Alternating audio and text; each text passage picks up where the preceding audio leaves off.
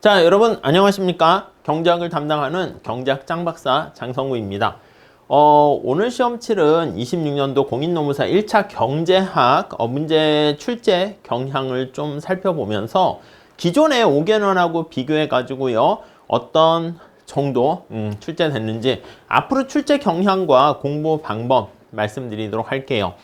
이게 경제학하고 경영학은 선택 과목이잖아요. 그렇기 때문에 경제학은 예전에도 좀 많이 선택자들이 없고 이렇게 좀 잘 점수가 안 나왔습니다. 그래서 표점이 올라가는 경향이 있고요. 경영학은 좀 떨어지는 경향이 있습니다. 아시겠지만. 근데 이건 이제 시험 보는 사람들의 전체 분포에 따라 달라지기 때문에 제가 몇 점 받았는데 이거 과연 표점 올라갈까요? 떨어질까요? 이거는 알 수가 없어요. 그럼 어떻게 알 수 있느냐? 우리 노단기에서 그 전체 이렇게 점수 입력해가지고 하는 거 있잖아. 거기 보면 뭐 노동법이나 이렇게 필수 과목은 딱 보면 뭐 점수가 나와 있는 거죠. 근데 선택 과목이 이제 표점제로 돌아가기 때문에 여러분들께서 시험 본 거를 입력을 해 주셔야 돼. 그래야지 이제 학원에서 전체 표점을 딱 보고 약간 얼마나 올라갈지, 낮아질지, 그 모수 집단 풀이 많아야지 예측도가 올라가잖아요. 그러니까 여러분들께서 가다반이 나온 다음에 채점을 할 수 있지. 근데 선택 과목의 꽈락 위치에서 올라갈까 내려갈까 걱정되시는 분들께서는 학원에 번호를 정답을 입력하셔가지고 내가 받은 점수가 얼마나 올라갈지 그걸 좀 하시는 게 좋을 것 같습니다. 아시겠죠? 자, 그래서 간단하게 어떻게 할 거냐면 시험 문제가요 40문제로 바뀌었잖아. 그래서 사실 약간 난이도가 올라갈 거로 예상했는데 역시 난이도가 좀 올라가고 있습니다. 그래서 40문항 바뀐 다음에 출제 경향 그리고 이번 시험에 대한 출제 경향을 좀 살펴보고요. 우리 시험이 이제 40문제로 바뀌게 되면서 7급 시험과 간평사 시험하고 같이 좀 비교를 해볼 필요가 있지 않을까. 그리고 앞으로 어떻게 공부를 할까 간단히 말씀드릴게요. 이전 23년 전까지는 25문제였습니다. 근데 이제 24년부터 40문제로 바뀌게 되었고요. 문항수가 이제 증가했기 때문에 시험 범위랑 깊이는 당연히 깊어질 걸로 생각됩니다. 그래서 좀 뭔가 경제학 측면에서 그리고 예전에도 노동경제 관련한 문제 미시나 원론에 나와 있는 것들이 많이 출제가 됐는데 40문제로 확장되면서 더 이상 뭐 미시에서 노동경제 문제를 더 늘릴 수는 없잖아요. 수업 시간에 계속 강조 드린 것처럼. 그러다 보니까 어쩔 수 없이 문항수가 늘어났기 때문에 거시경제 파트 문제가 증가할 수밖에 없게 되었습니다. 예전에 25문제일 때는 미시 절반, 거시 절반, 노동경제가 또 이렇게 5문항 나오니까 사실은 2차 시험에 해당하는 노동경제만 공부해도요. 미시 기초 탄탄히 잡아드리죠. 노동경제 문제 나와도 다 풀 수가 있어요. 뭐 소비자 잉여라든가 생산자 잉여, 완전 경쟁, 독점, 수요, 노동 수요, 노동 공급 이런 것들, 임금 격차, 효율 임금 매년 나왔거든. 이거는 다 맞출 수 있고 여기 나와 있는 케인즈의 승수 이론과 또 실업가 인플레이션도 사실 노경에서 하는 거거든. 그렇기 때문에 노경 2차만 준비해도 거의 다 문제를 풀 수가 있게 되었고요. 그리고 이제 경영학이 문제를 빨리빨리 이렇게 풀 수 있는 장점이 있잖아. 그러니까 경작이 너무 계산 문제가 다른 시험들은 계산 문제가 많았는데 똑같이 많게 되면 사실 역차별이잖아. 그래가지고 계산 문제가 많지는 않고요. 그래도 이제 쉽게 수요 공급 맞추는 탄력성 요 정도만 나왔어요. 이게 굉장히 좀 쉬웠어. 근데 40문제로 바뀌게 되면서 미시경제랑 거시경제 이쪽 파트의 비중은 비슷하지만 미시를 더 확대할 수 없어. 그러다 보니까 작년에는 노동경제 관련한 거기에만 나와 있는 헤도닉 모임 이런 것까지 나왔단 말이야. 그래서 저도 막 좀 비판을 했죠. 그런 걸 내면 안 되죠. 저도 막 계속 이렇게 내면 도대체 뭡니까 그랬는데 그래서 올해는 당연히 그런 노동경제학에만 나오는 그런 내용은 빠졌습니다. 근데 어쩔 수 없이 거시경제 비중이 커지게 돼요. 그래서 뭐 수업 시간에 그래서 약간 수준을 높여서 하긴 했어. 그래서 몇몇 분들은 도대체 뭐 1차만 하는데 어쩔 수 없습니다. 시험 문제가 어려워지면 거기에 맞춰서 수업을 해야 될 수밖에 없잖아요. 그래서 뭐 솔로우, ISLM의 심화, 먼델 프레밍 모델 이런 것까지 나오게 되었고 요 노동경제학, 뭐 헤도닉, 임금차별, 학력 선택 이거는 하면 안 되거든. 저도 막 이거는 좀 뭐라 그랬는데 그래서 아무튼 요건 출제가 되진 않았습니다. 근데 계산형 비중이 좀 문제가 출제가 확대되었습니다. 그리고 이제 복합 개념을 묻는 문제들이 좀 많이 출제가 되어서 난이도가 쉽진 않은 것 같습니다. 특히 새롭게 등장하게 된 뭐 개방경제, 먼델 플레밍 모델은 원래 하긴 합니다. 그리고 이제 피셔의 이기간 선택 모형, 이것도 시점간 뭐 2차 노경 때도 하는 거고 하는데, 뭐 제가 많이 설명은 드렸죠. 그리고 실물 보존이라든가 슈타켈버그 모형 같은 것도 약간 과할 수는 있어요. 그리고 3급 가격 차별까지 나왔어요. 그러니까 약간 쉽진 않습니다. 그래서 이번 시험 본거에 보면 노동시장과 관련한 수요 공급, 이게 한 10문제 차지하고 있으니까 사실은 비중이 많이 차지하죠. 그래서 조금만 하시면은 당연히 꽈락은 넘고요. 한 60점 이상 받는 건 어렵지 않습니다. 거시경제 관련해서 한 10문제 정도가 ISRM, 성장, 소비, 투자 이런 것들이 좀 출제가 되었고, 나머지들은 전통적인 미시와 뭐 관련된 시장 이론, 거기서 출제되었다라고 보시면 되겠습니다. 이번에 처음 봤다라기보다는 좀 강조된 문제가 노동경제학에서 뭐 수요 독점이나 실질임금 경직성, 그리고 여가소득 모형, 이런 것들은 우리가 많이 하고 있는 거죠. 내부자 외부자 모형, 효율임금, 암묵적 계약, 이런 것들은 2차 노경에서도 한 건데 그거를 계속 유지하고 있어요. 그러니까 아마 1차 공부하시는 분들, 2차까지 같이 병행하시는 분들, 그분들한테는 요 정도가 오히려 1차에도 도움이 될 것 같습니다. 계산형 문제가 당연히 좀 더 출제가 됐죠. 뭐 조세 수익 관련된 극대화 문제 푸는 거라든가 황금률, 슈타켈버그는 좀 여건 되시는 분들만 하라고 그랬어. 설명을 드리긴 했지만, 그래서 요거를 거꾸로 역진균합법으로 계산하는 거라든가 좀 약간 변화 숫자가 큰 거, 이런 것들이 좀 출제가 되고 있고요. 복합형 문제들이 좀 많이 났습니다. 이게 난이도가 상상상에 해당하는 거야. 그래서 ISRM에다가 이자율이 일정한 L 및 수평인 경우에 좀 특이해 보일 수는 있는데 그게 출제가 됐고, 실물 부정 모형이라든가 피셔의 이기간 모형, 그리고 차입이 금지되는 경우 어떻게 되는가, 것이랑 연결했죠. 그렇지만 기존의 단골적인 미시에서의 뭐 완전 경쟁 시장의 장기 균형, 그리고 독점 시장과 가격 차별, 게임 이론, 내수 균형, 이런 거라든가 거시에서 뭐 오쿤의 법칙, GDP랑 뭐 실업률과의 관계죠. 그리고 이제 리카르도 등가 정리, 고전학파랑 케인작파 모형, 그런 것들 여전히 출제는 되고 있습니다. 자, 여기서 노동경제학과 관련한 노무사 주축이 되는 그 시험의 난이도가 제가 생각한 거야.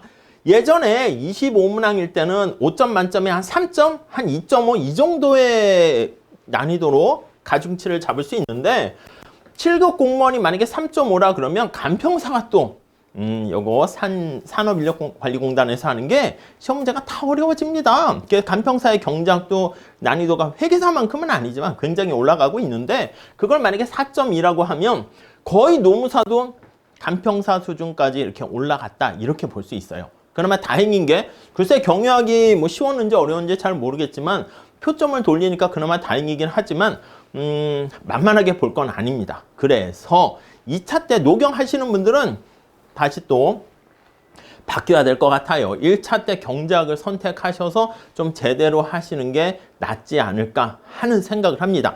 아시겠지만 2차 노경 같은 경우도 이제 말 문제로 썰 푸는 이런 문제 스타일이 아닙니다. 약간 계산하는 걸로 가고 있으니까 미리미리 그렇게 차근차근 준비를 하시면 어렵지 않은데, 급하게 준비하시면 사실 좀 만만치 않은 거죠. 그래서 7급 공무원 시험 대비했을 때 당연히 7급 공무원 시험에서는 노동경제학과 관련한 문제가 아주 많이 나오진 않거든요. 근데 우리는 좀 더 많이 출제가 되고요. 간평사 관련해서도 미시경제학의 심화된 파트가 거기 간평사에도 나오는데 우리 시험에도 나온다라고 보시면 되겠습니다. 공통점인 특성은 뭐냐면, 한 3개 시험을 비교해 봤을 때 단순 암기 이런 거 안 됩니다. 제대로 알고 논리적으로 문제를 푸는 데 초점을 두셔야 되고요. 계산 문제 비중이 좀 줄지 않을까 했는데 제가 봤을 때는 그냥 요 정도는 유지될 것 같아요. 한 40% 정도는 계산 문제 유지될 것 같기 때문에 2차 노동경제학도 계산 문제가 한 절반 이상 나오게 된다고 보시면 돼요. 그렇기 때문에 계산 문제 둘둘 떨 게 아니라 제가 계산 문제 같은 거 2차 노동경제학에서도 많이 드리긴 하니까 그걸 자꾸 보시고 몸에 체화시켜서 익숙하게 만드시는 게 되게 중요하다, 이렇게 말씀드리고 싶습니다. 옛날에는 이렇게 25문제일 때는 늘상 나오는 완전 경쟁 시장 하고요, 이렇게 주로 나오는 그런 게 포인트였는데, 이렇게 40문제 되면서 난이도와 깊이가 점점점 올라가고 있습니다. 그렇기 때문에 이렇게 심화되는 주제가 추가되고 있는데, 할만해요. 할만해. 그러니까 예전처럼 뭐 강의를 확 줄여가지고 어떻게 뭐 이렇게 막판 정리로 뒤집는 것만 아니면 차근차근 하시게 되면 어렵지 않은 시험이다. 이렇게 볼 수 있겠습니다. 기초를 튼튼하게 하셔서 미시경제학 좀 기반을 다지시고요. 그 다음에 시장 구조 관련해서 독점과 과점, 그리고 가격차별 요런 거, 독점력 경쟁, 요것 어렵지 않으니까 좀 하시고, 거시경제가 파트가 문제야. 미시는 주로 녹용하고 많은 관련이 있거든요. 그러니까 거시 같은 경우에 이렇게 ISLM, 솔로 모형, 먼델 프레밍 또 나올 수 있습니다. 소비 이론이라든가 투자 이론 요거 정도만 조금 추가해서 정리하시고, 노동경제 관련해서는 매번 다른 시험보다 비중이 좀 많이 나오니까 노동경제학 공부까지 같이 한다라고 생각하시고 공부를 좀 하시면 좋겠습니다. 아시겠죠? 이렇게 준비하시면 될 것 같고요. 가장 중요한 거는 기초를 튼튼하게 해야 됩니다. 노경을 중심으로 해서 이거는 이제 미시경제 기초예요. 그러니까 그걸 중심으로 해서 보시면서 미시경제학도 잘 체크해 주시고요. 그 다음에 이제 여기 거시경제 관련해서 게임 이론이라든가 뭐 소비자 선택 이론 관련된 거, 특히 거시경제학의 ISLM이라든가 이런 것들도 잘 출제되고 있으니까, 솔로 모형은 매번 나와요. 성장 회계, 그로스 어카운팅 이것도 매번 나오니까 그런 것들 좀 잘 체크하시면 될 것 같습니다. 그게 어느 정도 되면 심화 파트는 좀 약간 특강 비슷하게 좀 생각하시면 돼요. 여기 나와 있는 노동의 심화 이론은 노경과 연결되니까 그걸로 커버할 수 있고요. 여기 나와 있는 정보경제학, 먼델 플레밍 모델 그런 것들까지도 잘 정리하셔야 되겠습니다. 이제는 버려야 되는 영역은 없습니다. 그래서 예전에는 저도 찍어서 파트별로 이쪽 파트 날리시고요 했는데 안 돼요.